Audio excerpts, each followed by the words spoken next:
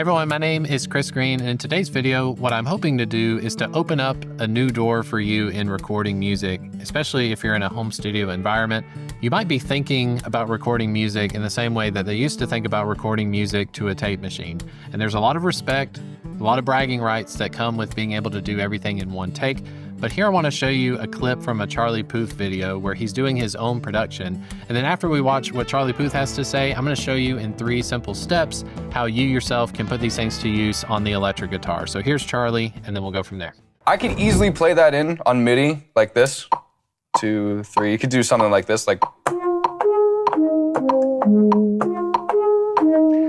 record each note separately, then you have individual control over each note. So like take my time and just play the F. And then I'm gonna play the A flat. And now the E flat. That little transient right there, I'm gonna trim that up and kind of just make it a little. Oh, I'm gonna drag it. Hold on a second.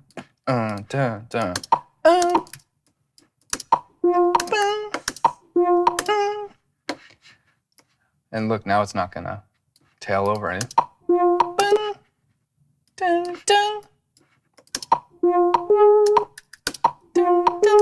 So if you're like me, you're kind of watching that, and the first reaction is that this is how pop music is done. Very much with pop music, every single beat, every single sample needs to hit, and they also need to microscopically finesse these things into place. So imagine if you're recording a vocal, usually what we would say is that you have a vocalist that may sing a verse, may sing a chorus at a time, but have you ever considered that the vocalist would sing like 1 syllable at a time, or maybe 1 word at a time?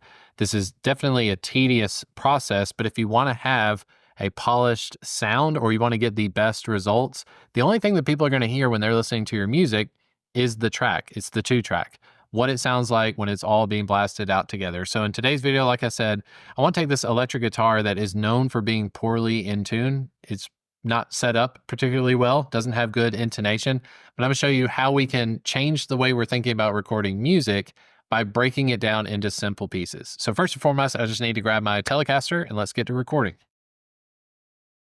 All right, the first thing I want to do is record this guitar as is. This will very much be the traditional way of recording.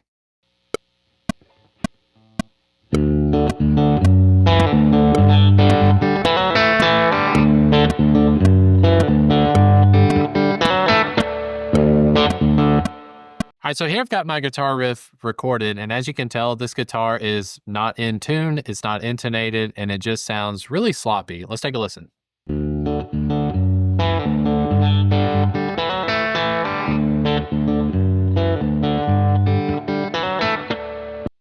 All right, so we're going to keep that as our bass line. Now, it's very much out of tune. It's very much poorly intonated. I know it sounds bad. It sounds sloppy.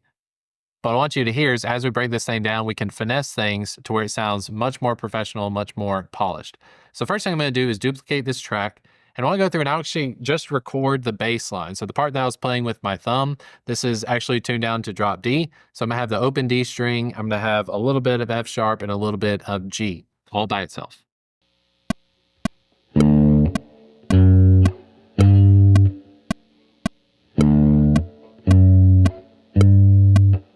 For the next track, I want to record what's happening on the D string and the G string. It's a little bit more trebly. It'll go along with the bass.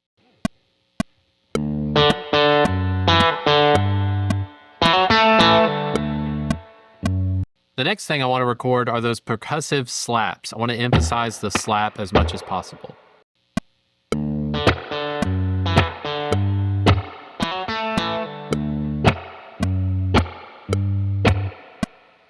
The last element I want to add are those harmonics. So if I just record the harmonic, it should be nice and clean. Here we go. All right, let's take a listen to everything we got so far.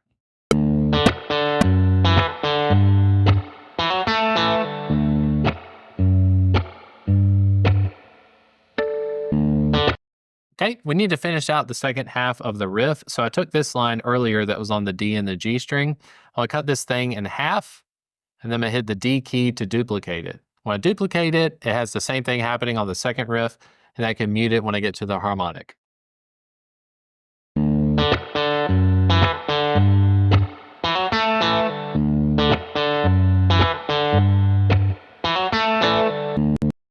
Okay, so now we're going to get to a little bit of editing. The first thing I want to do is I want to edit off this ending so that we can clearly hear that harmonic. So right where that beat's happening, I need this riff here to stop, and I need that harmonic to take over. Let's take a listen.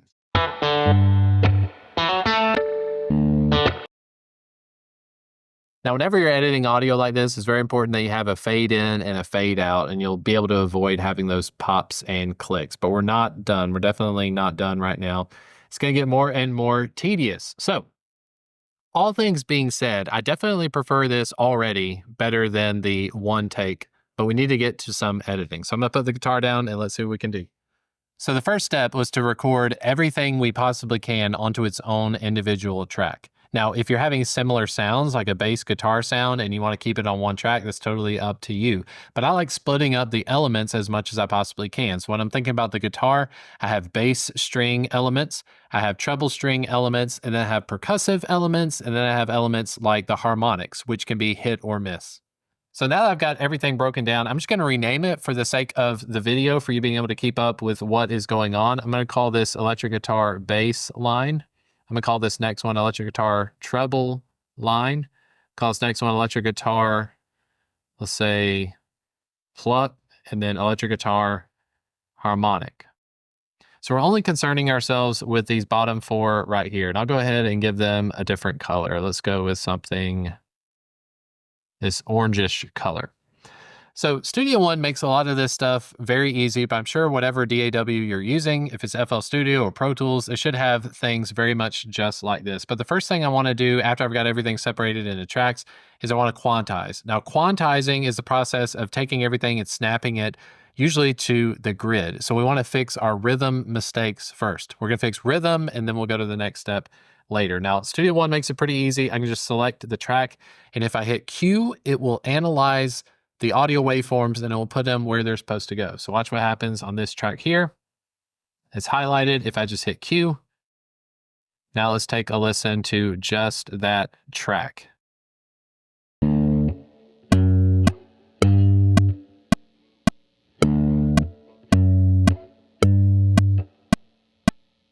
Very good. I'm going to go ahead and make sure that it ends right at the end of that beat there. I'm going to zoom in very close.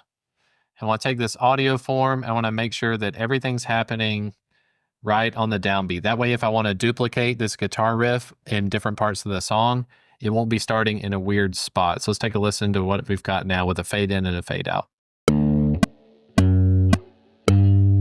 Yep, that sounds good to me. Next, we want to deal with these treble frequencies. Now, the more rhythmic you are, the more you'll have to adjust your quantize settings. For the most part, it's going to be default to something like 16th note or 8th note. Let's take a listen now as we quantize. I'm just going to hit Q. It's analyzed the treble frequencies. Let's take a listen to that.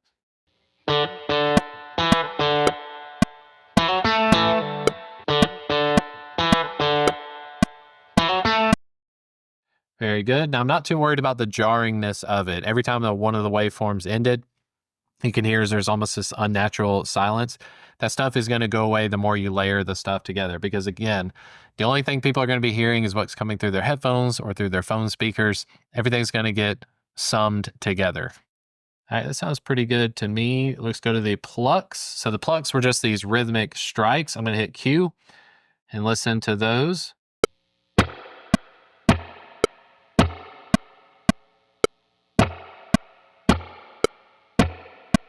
Nice. Sounds good to me. I don't see anything overlapping our regions right here. And the last one is the harmonic, which should have been pretty close as it is, but I'm going to go ahead and quantize that. I'm going to shorten this up here, just clicking and dragging the end of the waveform, and then I'm going to create a nice little fade out. Now, it should be everything quantized, meaning everything has been shifted so that rhythmically it should be very much locked in timing-wise.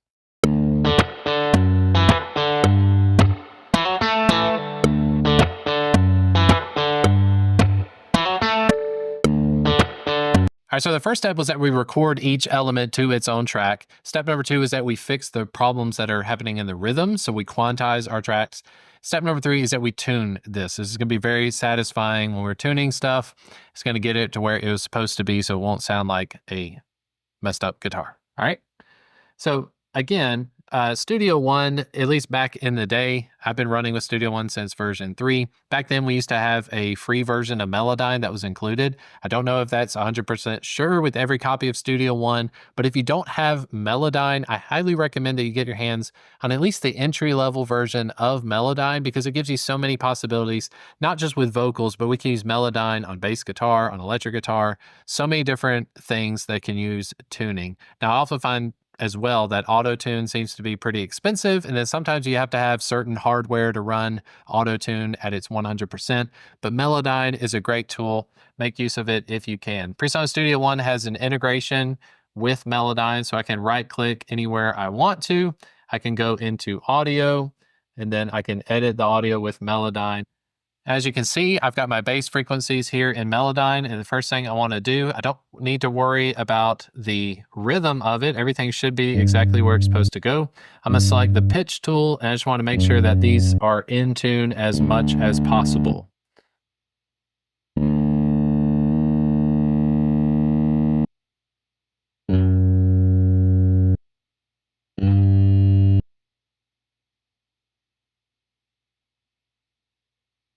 So Melodyne, early on, you can just select all of these notes and you can do what's called macro shifting. So you can shift the pitches, make them more in the center, and then you can handle some of that pitch drift so it won't sound as sloppy necessarily. Once you've done some editing in Melodyne, take a listen to see if things are a lot more in tune. Let's take a listen to the bass frequencies. Nice. I'm going to do the same thing with the treble frequencies. I'm going to right click, go to edit with Melodyne. If you ever get this screen right here, it's probably because the algorithm, it just wasn't sure what to be looking for. So I'm going to select all these pitches. I'm going to go to algorithm and I'm going to select melodic because I'm playing this melodically. I need it to redetect. Okay. Got all the notes right here. I'm going to select them all. I'm going to macro edit these to be about 69%, pitch center, about 56%, pitch drift. I'm just going to quickly scan with my eyes. Looks like everything's going to the right note. Let's take a listen to that.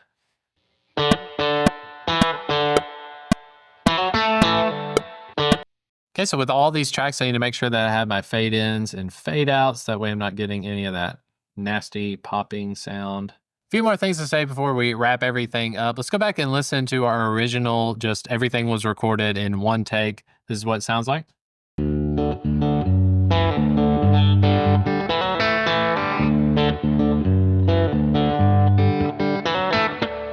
All right, and here is our very much modern way of recording technique where everything was recorded separately and then summed together.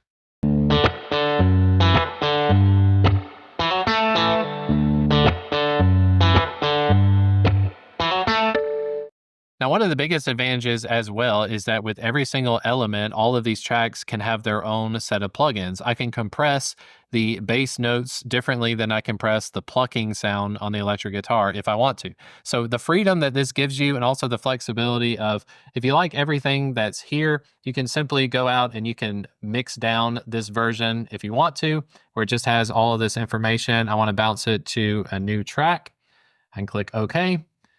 Now everything has been bounced out. I can rename this electric guitar perfect.